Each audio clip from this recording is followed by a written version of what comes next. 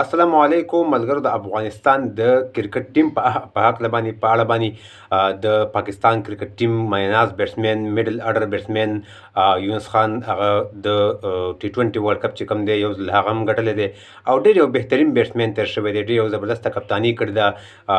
د په خپل وخت کې ډېر زبردست گیم کوو، ډېر زبردست پارټنرشپ به کوو، سکور به کول ټیم لپاره میچونه ګټلي دي.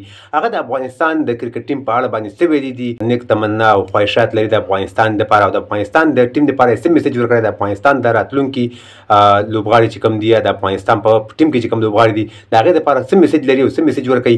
یقینا چې پښتانه یو ډېر بهترین قوم دی، یو زبردست قوم دی او هر کله همدغه شانه باید چې لر او بر پښتانه یو شان یو ځای شي، یو بل سره مینه وکړي. راځئ یونس خان خبرې را سره واورئ، خو ویډیو به نورو ملګرو سره ضرور شریکوئ او په دې وجه هم شریکوئ چې لر او بر ټول یو پښتانه دي، لر او بر چې څومره پښتانه دي مسلمانان دي، ورونه دي یو بل سره. نو د یونس خان دا خبرې واورئ، د افغانستان د ټیم په اړه باندې خبرې کړې دي او هغې ته یو خاص میسج ورکول غواړي، دغه را سره واورئ او ویډیو د نورو ملګرو سره ضرور شریکوئ. زموږ دغه پیج کې مسلم ده. د یونس خان ډېر میسج سمپل دی د ټول افغانستان قوم دپاره، نیشن دپاره چې دونه کم ټایم کې دا نیشنل ټیم چې څونه مخکې لاړه، امپروومنټ وکړو، هغه امیزنګ دی. نو دا به مونږ ایز ا قوم همیشه سپورټ کوو او اپریشیټ کوو به. او دې نه پس دا لوبغاړو ته زما بالکل سمپل میسج دی چې دا کرکټ چې دا صرف بیټینګ بالینګ حصه نه ده، دا د دې نه مخکې هم دی. نو چې زمونږ ستاسو تعلیم څونه ښیي نو ستاسو به خپل سکلز کې، خپل بیټینګ بالینګ کې به نور امپروومنټ وي.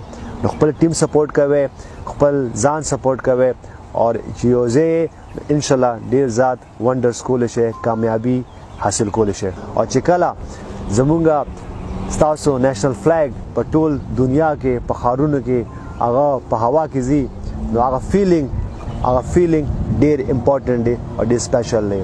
امید دی چې دغه شان به مونږ ترقي کوو او یو ځای انشاءالله. د د پاکستان کرکټ ټیم سابقه کپټن یونس خان خبرې تاسو واورېدلې. یقینا چې یو ښه میسج افغان لوبغاړو ته ورکړی دی او د افغانستان چې کوم نوي لوبغاړي دي، کوم چې افغانستان ټیم کې دي، د هغې لپاره یو ښه میسج ورکړی دی. د خاص کر د لر او بر پښتنو په منځ کې چې کوم نفرتونه دي د هغې لپاره دا یو ښه میسج دی.